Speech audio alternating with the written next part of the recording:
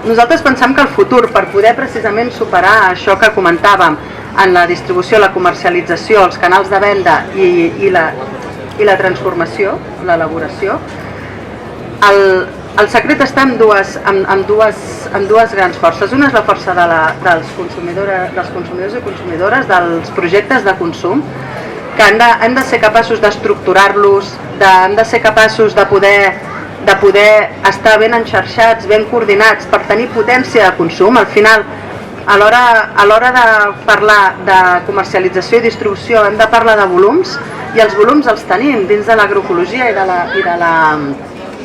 i del consum conscient. Podem tenir aquests volums que permeten poder donar resposta a la producció i poder facilitar la comercialització dels productes agroecològics del nostre país. No estem parlant només de... Quan diem això no oblidem que el que volem és que tot allò que s'està produint o que podem facilitar que es produeixi, perquè podem generar la necessitat de producció. Què vull dir amb això?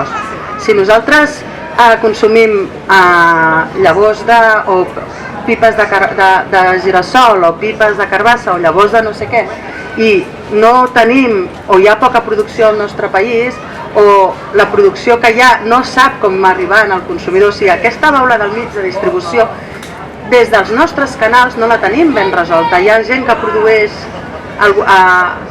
produeix alimentació feta de manera sostenible, que no té capacitat per fer-la arribar. I què passa? Acaben els canals tradicionals, acaben els canals convencionals, i arriba la cadena X de supermercats o el distribuïdor X i diu et pago tant per la teva producció i oblida't de tot, i ja està. I això és el que no hem sigut capaces de nosaltres estructurar, o el que estem intentant estructurar.